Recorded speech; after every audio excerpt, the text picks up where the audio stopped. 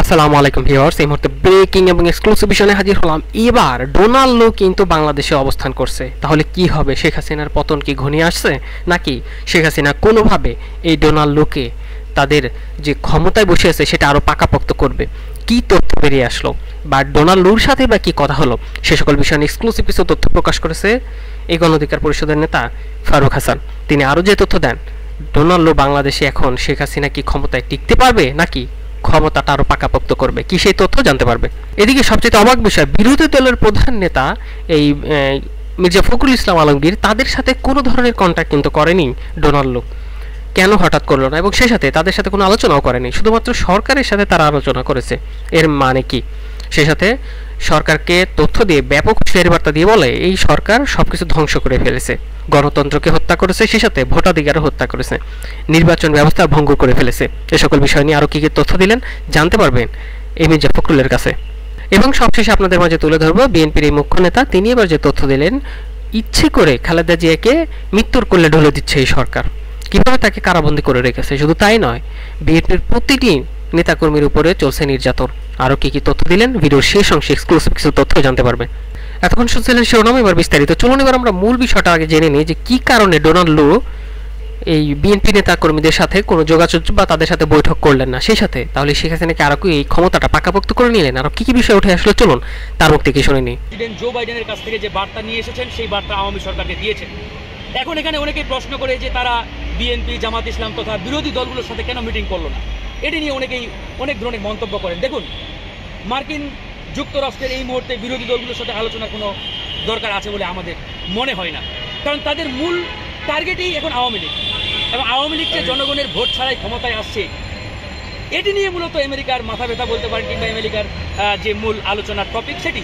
তো এখানে বিএনপি, জামাত তথা অন্য দলের সাথে বসে তারা কেন টাইম নষ্ট করবে, কিংবা কেন তারা আলোচনা করবে? তার প্রয়োজন তো নেই, কারণ তারা নীতিগত সিদ্ধান্ত নিয়েছে যে তারা আওয়ামী লীগকে যে কোনো মূল্যে বাংলাদেশ থেকে হটাবে কিংবা ক্ষমতা থেকে নামাবে।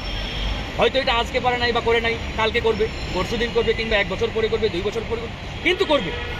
আমেরিকা তার সিদ্ধান্ত থেকে কখনোই পিছপা হটে না কিংবা পিছনে যায় না, যেটি ইতিমধ্যেই আমরা শ্রীলঙ্কায় দেখেছি, আমরা পাকিস্তানে দেখেছি, তথা এই দক্ষিণ এশিয়ায় আজকে যদি বলেন একমাত্র বাংলাদেশ ছাড়া ইন্ডিয়ার কন্ট্রোল আর কোনো দেশে নাই। সর্বশেষ মালদ্বীপ থেকে দেখেছেন গত পরশুদিন সকল ইন্ডিয়ান সেনাকে তারা প্রত্যাহার করতে বাধ্য হয়েছে। এক প্রকারের নাকে মালদ্বীপ ছেড়েছে, প্রত্যাহার করতে বাধ্য হয়েছে। এক প্রকারের নাকে খত দিয়ে তারা মালদ্বীপ ছেড়েছে। তো সেই জায়গা থেকে আমরা বলতে পারি বাংলাদেশে এই মুহূর্তে ইন্ডিয়ান যে আধিপত্যবাদ বা আগ্রাসন, এটা আর বেশি দিন চলবে না ইনশাআল্লাহ, আমাদের দৃঢ় বিশ্বাস। ইতিমধ্যে সারা বাংলাদেশে আমাদের যে পণ্য বয়কটের আন্দোলন, এই আন্দোলন কিন্তু আমরা ছড়িয়ে দিয়েছি, এবং আজকে টেকনাফ থেকে তেঁতুলিয়া যেখানেই যান প্রত্যেকটা জায়গায় মানুষের মুখে মুখে কিন্তু এই আধিপত্যবাদ বিরোধী, আগ্রাসন বিরোধী পণ্য বয়কটের আন্দোলন। এটি নিয়ে মূলত আওয়ামী সরকার তথা শেখ হাসিনার সরকার অবগত নন। পূর্ব থেকে তারা যে অবগত, তাদের একটা প্রস্তুতির ব্যাপার। মার্কিন যুক্তরাষ্ট্রের এরকম একজন প্রভাবশালী কূটনীতিক আসবেন, যাকে দক্ষিণ এশিয়া তথা এই এশিয়া মহাদেশে বাজপাখি বলে চিনে থাকে, বাজপাখি বলে অভিহিত করেছেন। তো এটা আওয়ামী সরকার অনেকটাই অবগত নন। তিনি হঠাৎ করে এক প্রকারের বলা যায় আপনার শ্রীলঙ্কা থেকে বাংলাদেশে আসছেন। তো এটি নিয়ে তাদের মধ্যে একটা বড় ধরনের ক্ষোভ, সংশয়, একটা ভয়, আতঙ্ক রয়েছে। আতঙ্কটা কিসের? অলরেডি এই প্রভাবশালী কূটনীতিক ডোনাল্ড লু গতকালকে আপনার ডিনার পার্টিতে অংশগ্রহণ করেছিলেন সালমান এফ রহমানের বাসায়। সেখানে সালমান এফ রহমানকে তিনি পরিষ্কারভাবে জিজ্ঞেস করেছেন যে নির্বাচনের আগে তারা মার্কিন যুক্তরাষ্ট্রকে বলেছিল যে নির্বাচনের পরে বাংলাদেশের পরিস্থিতি পুরোপুরি আওয়ামী সরকারের নিয়ন্ত্রণে চলে আসবে, কন্ট্রোলে চলে আসবে। এদিকে মির্জা ফখরুল ইসলাম আলমগীর তিনি যে তথ্য দিলেন তা আপনার অবাক হয়ে যাবেন। নির্বাচন ব্যবস্থা ভঙ্গুর করে ফেলেছে এই সরকার। শুধু তাই নয়, রাষ্ট্র ব্যবস্থা গড়ে না ওঠা পর্যন্ত যুগপৎ আন্দোলনে চালিয়ে যাওয়ার হুঁশিয়ারি বার্তাও দিয়েছেন তিনি। আরও কি কি তথ্য দিলেন চলুন দেখে নিই। করে দেওয়া হয়েছে, নির্বাচন ব্যবস্থাকে ধ্বংস করা হয়েছে, বাংলাদেশে একটা রাজনৈতিক এবং অর্থনৈতিক সংকট সৃষ্টি করা হয়েছে। বর্তমান যে অবৈধ সরকার, যারা বিনা ম্যান্ডেটে জোর করে ক্ষমতা দখল করে আছে, তাদের বিরুদ্ধে আমরা বাংলাদেশের বিরোধী দলগুলো দীর্ঘকাল ধরে আমরা সংগ্রাম করছি, লড়াই করছি। আপনারা সবাই জানেনও যে আমরা এই জন্যে রাজনৈতিক দলগুলো, আমরা অনেক দল, প্রায় 63টা রাজনৈতিক দল আমরা যুগপৎ আন্দোলন করে আসছি। এর মধ্যে সরকার দমননীতি চরম পর্যায়ে গিয়ে একটা দামি নির্বাচন করে তারা একটা নির্বাচন করেছে, আবারও তারা ক্ষমতা সেই জবরদখল করে বসে গেছে বেআইনিভাবে।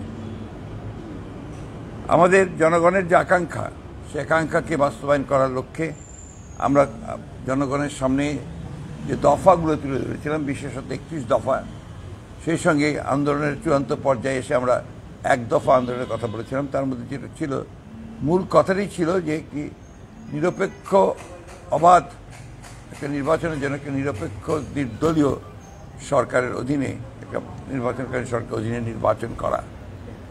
সেই লক্ষ্যে আমরা বিগত কয়েক বছর ধরেই আমরা রাজনৈতিক দলগুলোর সঙ্গে যুগপৎ আন্দোলনের ধারায় আমরা আলোচনা করছি, কথা বলছি, আন্দোলন করছি।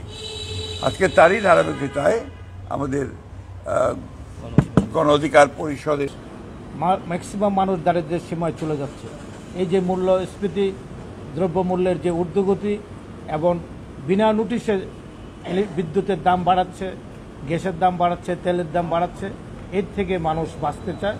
এই জন্যই আমরা আমাদের যে এটা চলমান প্রক্রিয়া, 28 অক্টোবর আগেও আমরা এই সমস্ত রাজনৈতিক দলগুলোর সাথে 63টি রাজনৈতিক দল নিয়ে আমরা যুগপৎ আন্দোলন করেছি। আজকেও আমরা আবার একই পর্যায়ে ইনশাল্লাহ আগামী দিনে আমরা সবার সাথে আলাপ আলোচনা করে আমাদের রাজনৈতিক কর্মসূচি আমরা প্রণয়ন করব। এতে আমরা আমাদের গণতান্ত্রিক অধিকার ইনশাল্লাহ।